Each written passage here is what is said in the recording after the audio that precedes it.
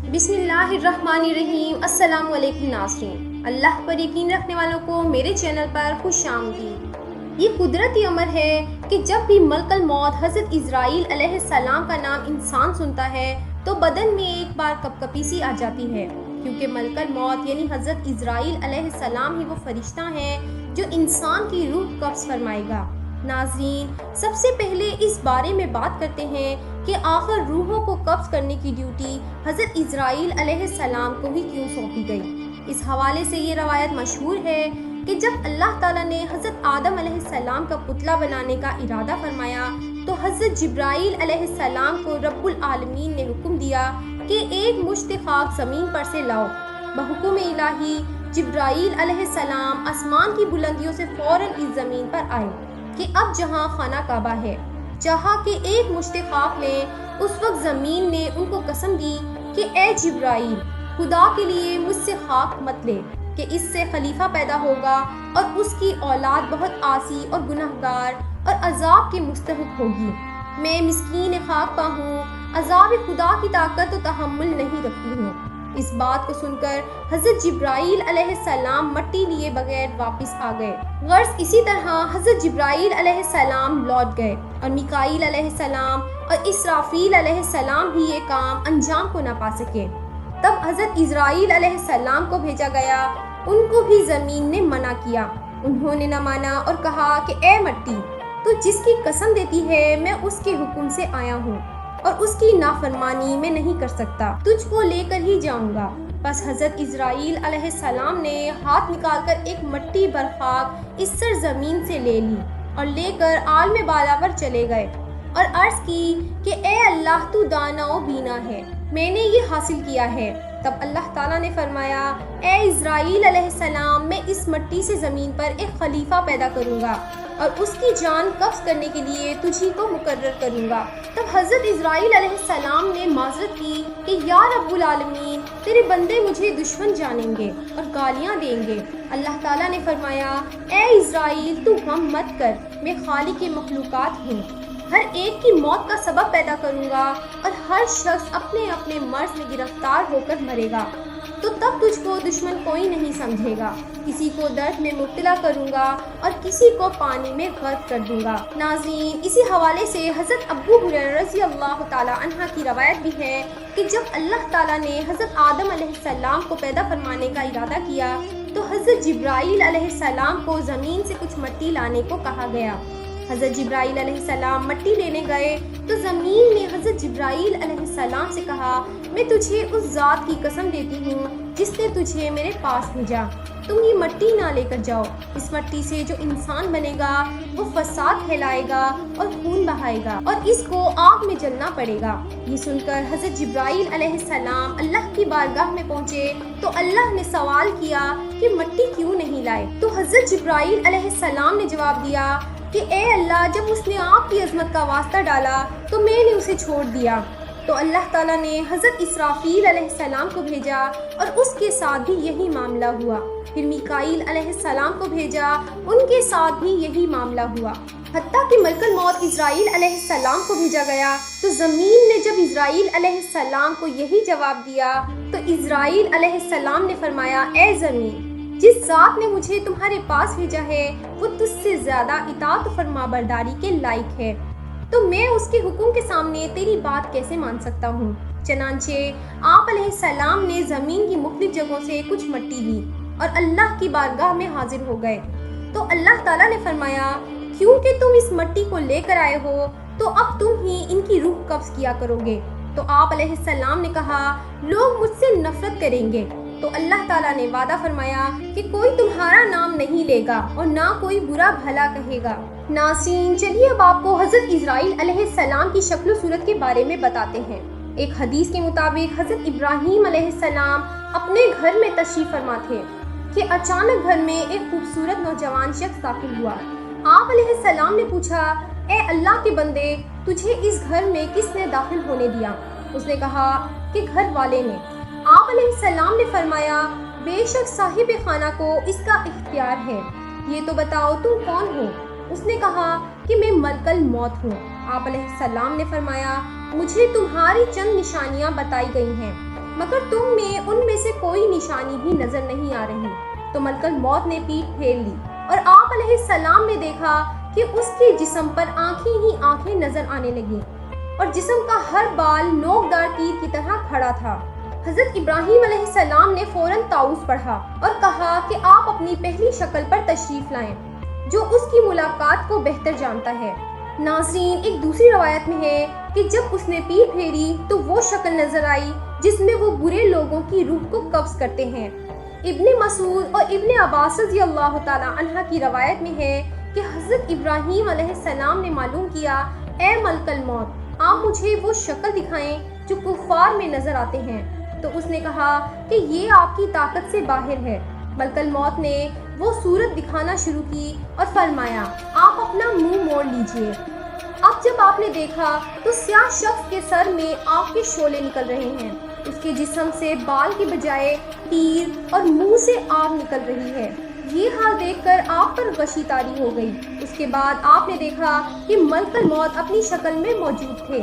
اب ذرا یہ بتائیں کہ مومن کی روح کیسے قبض کرتے ہیں؟ تو کہا، ذرا منہ پھیر لیجئے۔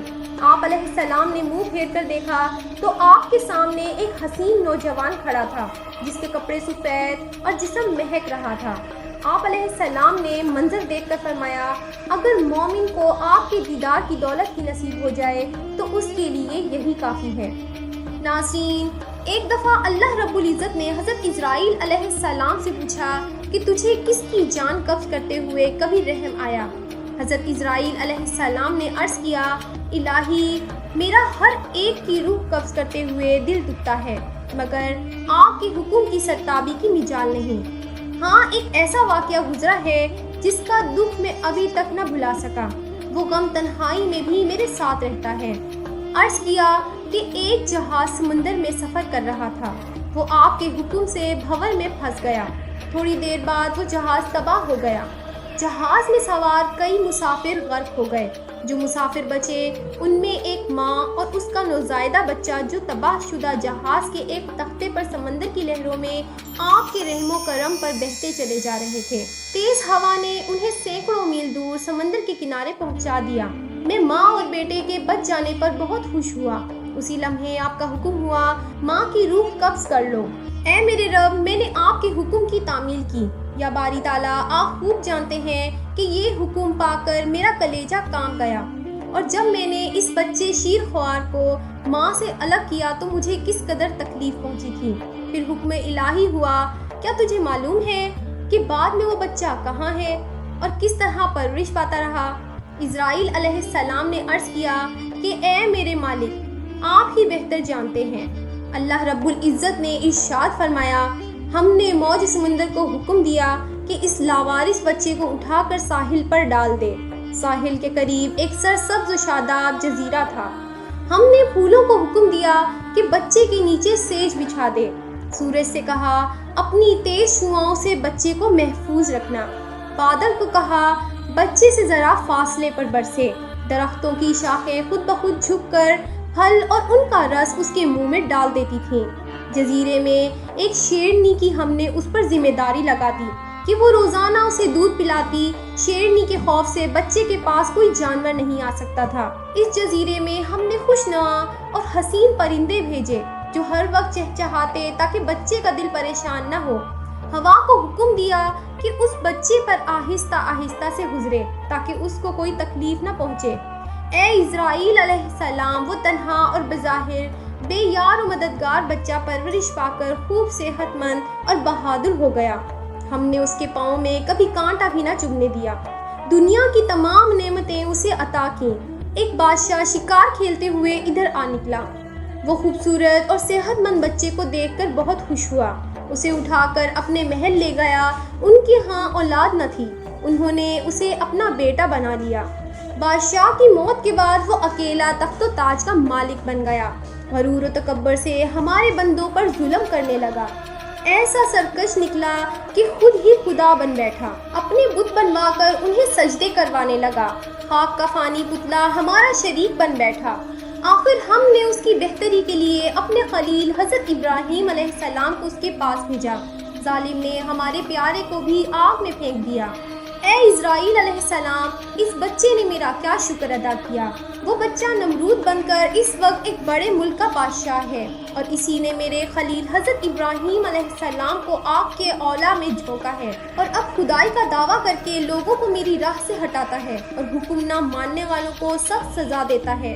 حضرت اسرائیل علیہ السلام نے عرض کیا، اے مخلوقات کے خالق، میں اس سرکش بچے کی حالت سے بے خبر ہونے کی وجہ سے دل میں خیال اور ملال لاتا رہا۔ آپ کے راز آپ ہی جانتے ہیں۔ ناظرین، حدیث پاک میں حضرت اسرائیل علیہ السلام کا ایک واقعہ ملتا ہے جو کہ حضرت موسیٰ علیہ السلام کا ملک الموت کو تھپڑ مارنے کے حوالے سے ہے۔ اس حوالے سے حضرت ابو ہریرہ رضی اللہ تعالی عنہ فرماتے ہیں کہ موت کے فرشتے کو حضرت موسیٰ علیہ السلام کی طرف انسانی صورت میں بھیجا گیا۔ جب وہ فرشتہ آیا تو موسیٰ علیہ السلام نے اسے تھپڑ مار کر اس کی آنکھ پھوڑ دی۔ وہ اپنے رب تعالیٰ کے پاس واپس گیا اور عرض کیا، اے اللہ، تو نے مجھے ایسے بندے کی طرف بھیجا جو مرنا نہیں چاہتا۔ اللہ تعالیٰ نے اس کی آنکھ درست فرما دی اور فرمایا، ان کے پاس دوبارہ جاؤ اور انہیں کہو کہ اپنا ہاتھ کسی بیل کی پشت پر رکھیں۔ انہیں ہر بال کے عوض جو ان کے ہاتھ کے نیچے آئے گا 1 سال زندگی ملے گی۔ اس ساری کارروائی کے بعد موسیٰ علیہ السلام نے کہا، اے میرے رب، پھر کیا ہوگا؟ فرمایا، پھر موت۔ انہوں نے کہا، پھر ابھی ٹھیک ہے، لیکن انہوں نے اللہ تعالیٰ سے یہ دعا کی کہ مجھے ایک پتھر پھینکنے کے فاصلے تک مقدس سرزمین کے قریب کر دیا جائے۔ رسول اللہ صلی اللہ علیہ وسلم نے فرمایا، اگر میں وہاں ہوتا تو تمہیں راستے کی ایک جانب سرخ رنگ کے ٹیلے کے نیچے ان کی قبر دکھاتا۔ ناظرین، اس حقائق کو سننے کے بعد ذہن میں ایک سوال آتا ہے کہ ایسا کیوں ہوا؟ تو اس بارے میں ابن بطال رحمۃ اللہ لکھتے ہیں کہ اصل میں اللہ تعالیٰ نے فرشتے کو حضرت موسیٰ علیہ السلام کے امتحان کے لیے بھیجا تھا، نہ کہ موت کے لیے، اور فرشتہ انسانی شکل میں آیا، اسی لیے یہ معاملہ پیش آیا۔ آخر میں آپ کو حضرت اسرائیل علیہ السلام کی بارگاہ مصطفیٰ صلی اللہ علیہ وسلم میں حاضری کا ایمان افروز واقعہ سناتے ہیں۔ روایات میں آتا ہے کہ اللہ عز و جل نے ملک الموت کی طرف وحی فرمائی کہ میرے حبیب اور میرے محبوب محمد صلی اللہ علیہ وسلم کی طرف چلے جاؤ اور انتہائی خوبصورت شکل اختیار کر کے حاضری دینا، اور آپ کی روح قبض کرنے میں بہت ہی زیادہ نرمی سے کام لینا۔ بس حضرت ملک الموت زمین پر اترے اور ایک اعرابی کی طرح آپ صلی اللہ علیہ وسلم کے دروازے پر آ کر کھڑے ہو گئے۔ پھر عرض کرنے لگے، السلام علیکم اے نبوت کے گھر والوں، کیا مجھے اندر آنے کی اجازت ہے؟ حضرت عائشہ رضی اللہ تعالی عنہ نے حضرت فاطمہ زہرا رضی اللہ تعالی عنہ سے کہا، آدمی کو جواب دو۔ تو حضرت فاطمہ رضی اللہ تعالی عنہ نے کہا، اے اللہ کے بندے، اللہ تجھے ہر قدم پر اجر عطا فرمائے۔ رسول اللہ صلی اللہ علیہ وسلم کو اپنی جان کا خیال ہے۔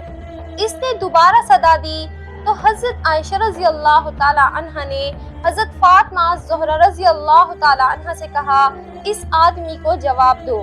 حضرت فاطمہ رضی اللہ تعالی عنہ نے کہا، اے اللہ کے بندے، اللہ تجھے ہر قدم پر اجر عطا فرمائے۔ رسول اللہ صلی اللہ علیہ وسلم اپنے نفس میں مشغول ہیں۔ تھوڑی دیر گزرنے کے بعد اس نے پھر صدا دی، کیا میں داخل ہو سکتا ہوں؟ مجھے ضرور داخل ہونا ہے۔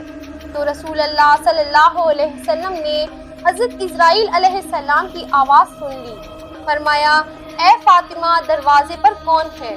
انہوں نے عرض کی، اے اللہ کے رسول، ایک آدمی دروازے پر اندر آنے کی اجازت مانگ رہا ہے۔ ہم نے اسے 2 مرتبہ جواب دیا ہے تو اس نے تیسری بار صدا دی، جس سے میری جان کانپنے لگی۔ رسول اللہ صلی اللہ علیہ وسلم نے فرمایا، اے فاطمہ، کیا تو جانتی ہے دروازے پر کون ہے؟ یہ لذتوں کو ختم کرنے والا ہے، جماعتوں کو بکھیرنے والا ہے، یہ عورتوں کو بیوہ کرنے والا ہے، بچوں کو یتیم کرنے والا ہے، یہ گھروں کو بے آباد اور قبروں کو آباد کرنے والا ہے، یہ ملک الموت ہے۔ پھر فرمایا، اے ملک الموت، اللہ آپ پر رحم کرے، داخل ہو جاؤ۔ بس پھر ملک الموت رسول اللہ صلی اللہ علیہ وسلم کی بارگاہ میں آئے تو رسول اللہ صلی اللہ علیہ وسلم نے فرمایا، اے ملک الموت، تم صرف میری زیارت کرنے کے لیے آئے ہو یا جان قبض کرنے کے لیے؟ اس نے عرض کی، میں دونوں کام کرنے کے لیے آپ کے پاس آیا ہوں۔ مجھے اللہ تعالیٰ نے حکم دیا ہے کہ میں آپ کی اجازت کے بغیر آپ کے گھر میں داخل نہ ہوں اور آپ کی روح آپ کی اجازت کے بغیر نہ لوں۔ اگر آپ اجازت دیں تو ٹھیک ہے، ورنہ میں اپنے رب کے پاس واپس لوٹ جاؤں گا۔ ناظرین، یہ ہے شان اللہ کے محبوب حضرت محمد صلی اللہ علیہ وسلم کی۔ ان کے جسم انور سے روح قبض کرنا تو دور کنار، ان کی اجازت کے بغیر ان کے گھر میں داخل بھی نہ ہو سکتے۔ حضرت اسرائیل علیہ السلام نے عرض کی، یا رسول اللہ صلی اللہ علیہ وسلم، میں بڑے بڑے بادشاہوں کی روح کھینچتا ہوں، لیکن کسی سے بھی نہیں پوچھتا، کسی سے بھی اجازت نہیں لیتا۔ لیکن اللہ رب العزت نے حکم دیا ہے کہ میرے محبوب کے گھر جانے کی بھی اجازت لینی ہے اور روح قبض کرنے کی بھی اجازت لینی ہے۔ اگر وہ اجازت فرما دیں تو اندر جانا، اگر اجازت دیں تو روح قبض کرنا، ورنہ لوٹ کر واپس میری بارگاہ میں آ جانا۔ ناظرین، یہ ہے مقام محبوبیت، لیکن آج کے گمراہ قسم کے لوگ اس مقام کو سمجھتے ہی نہیں اور اپنی مثال قرار دیتے ہیں۔ یہ تو وہ مقام ہے کہ جہاں ملک الموت دستے بستہ غذر مانگ رہا ہے کہ میرے رب نے حکم دیا ہے کہ اگر میرے محبوب صلی اللہ علیہ وسلم روح قبض کرنے کا عذر عطا فرما دیں تو ٹھیک ہے، ورنہ گستاخی نہ کرنا اور فوراً لوٹ کر میری بارگاہ میں حاضر ہو جانا۔ حدیث ہے کہ خالق کائنات نے حضور نبی اکرم صلی اللہ علیہ وسلم کو باقاعدہ اختیار دیا تھا کہ اے محبوب، اگر ہمیشہ کی زندگی چاہو تو ہمیشہ زمین کے اوپر چلتے پھرتے رہو، اور چاہو تو میرے پاس آ جاؤ۔ یہ آپ صلی اللہ علیہ وسلم کی چاہت تھی کہ آپ صلی اللہ علیہ وسلم نے فرمایا، یا اللہ عز و جل، میں نے صحابہ کو سب کچھ بتا دیا ہے، اب میں رفیق اعلیٰ کو پسند کرتا ہوں۔